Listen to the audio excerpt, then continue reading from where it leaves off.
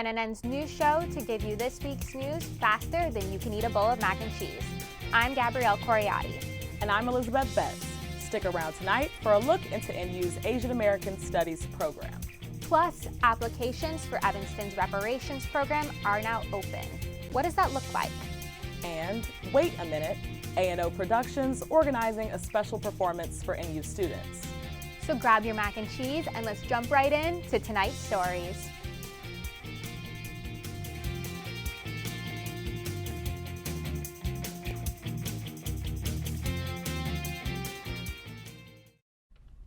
Our first story tonight, students are pushing for the departmentalization of the Asian American Studies program.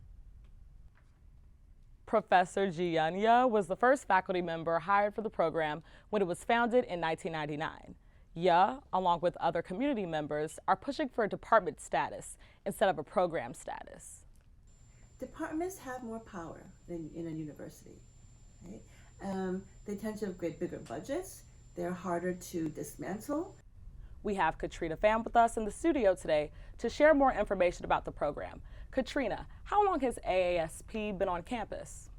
Well, students have been advocating for the creation of the Asian American Studies program since 1995, when students led a 23-day-long hunger strike to advocate for the establishment of ethnic studies at NU, which includes the Asian American Studies program and the Latino-Latina Studies program as well. 4 years later, the university officially established the program, and this year marks a little more than 20 years since the program started on campus. What does it mean to be a department at this university? Like Professor Yeo said, being a department on this campus comes with a lot of power. You're going to have a lot more stake in university-wide conversations and decisions. So on a more specific note, it also means you're going to have more funding, and this funding would be essential to expanding things like class options for students, hiring more faculty, among other things. And as a department, the program would also be able to offer tenure for their professors. As Professor Yeo explained to me, oftentimes university administrators like the provost or the dean are chosen among the tenured professors on campus. So without the status of tenureship, some professors may not even be considered to lead on campus. So essentially, departmentalization means greater privileges and opportunities on this campus. What is the difference between being a department versus a program? Well, there are a couple of things, and not only can a professor not get tenure under a program, but a program just lacks funding in general. Professor Yeo explained how in a program, there isn't as much funding that goes towards things like research and faculty. For example, the Asian American Studies program only houses 3 administrative members, 2 of whom are professors for the program. Professor Yeo and Professor Patricia Nguyen have to balance their responsibilities as professors as well as their administrative tasks for the program, which means that only one person on the administrative team can fully work on administrative tasks. And so something students within the program have noted that is, although that they have to experience these difficulties with the program and funding, one thing that they say that the community brings to them is feelings of care and warmth. Thanks, Katrina. Professor Yeo also wrote an op-ed for the Daily Northwestern reflecting on racism at Northwestern. She ends the piece with calls for the university to recognize Asian Americans on campus. Next, we take a look at Evanston's Reparations program, the first of its kind in the country. Applications are now available to address the harms done by historical housing discrimination. If your application is approved, you will receive $25,000 for a home purchase, home repairs, or mortgage assistance. We understand that $25,000 isn't going to buy somebody a house in Evanston. It, in many cases, might not even be an entire down payment toward a house, but it's a really meaningful amount of money. I'm here with Megan Leibowitz, who did the reporting on this story. Megan, thank you so much for joining us tonight. Can you tell me how many people will be selected for this program? Well, thanks for having me, Gabby. So Mayor Biss says that 16 people will be selected for the program, and each of them will get $25,000.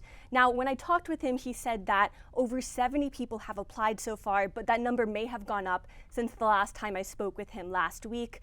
The thing is, though, census data shows that there are over 12,000 Black residents in Evanston. So it's a pretty small percentage of the people who will actually be benefiting from this reparations program. And that's been a little bit controversial for some people. So I asked him about why the discrepancy? Why 16 people selected over the 12,000 plus Black residents? Now, he just started his term a couple months ago, so this program was already underway by the time that he came into office.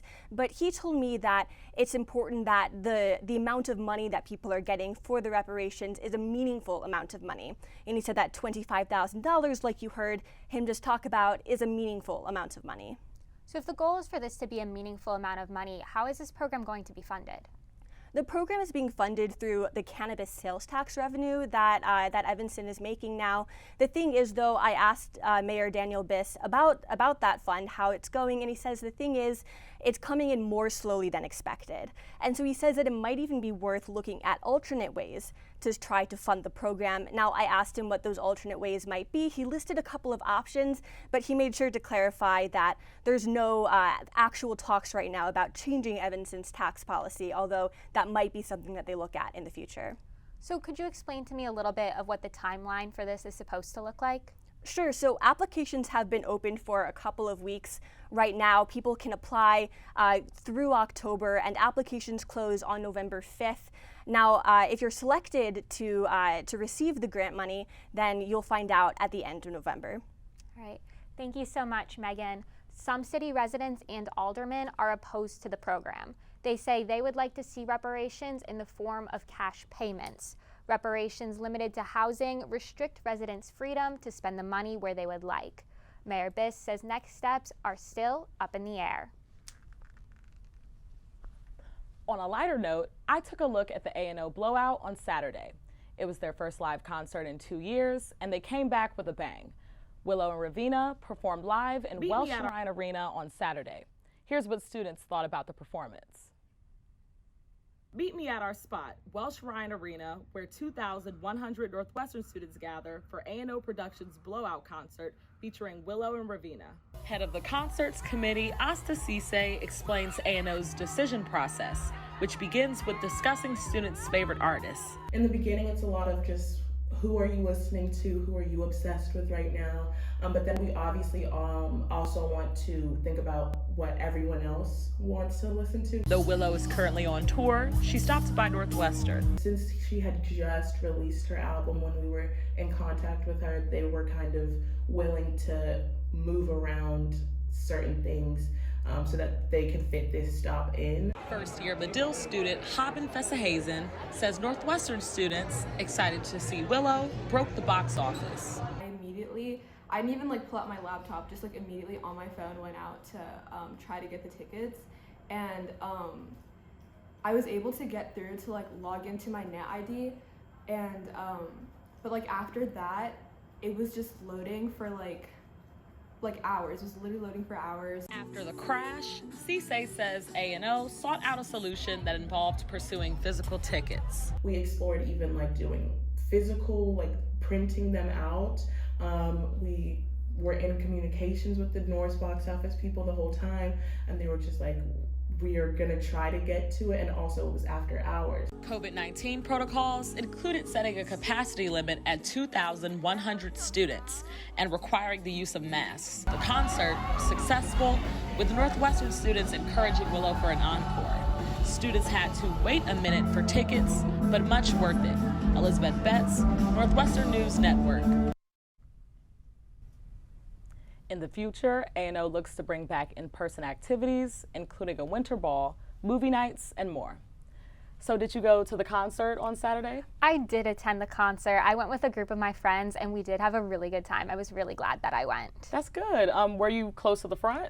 So my friends and I didn't get there quite early enough to get really close to the front, and we're on the average a little bit on the shorter side. Our friend, who we consider the tall friend, is 5'5", so being anywhere in the crowd wasn't really working for us. We couldn't really see much, so we ended up moving a little bit further back, but we definitely had a good time. Okay, well that sounds like a great time. That's all the time we have for tonight. Thanks for tuning in to NNX. Come back next week for more quick news, and be sure to tune in to Northwestern News Report and PolitiCat coming up next. I'm Elizabeth Betts. And I'm Gabrielle Coriati. Have a good night.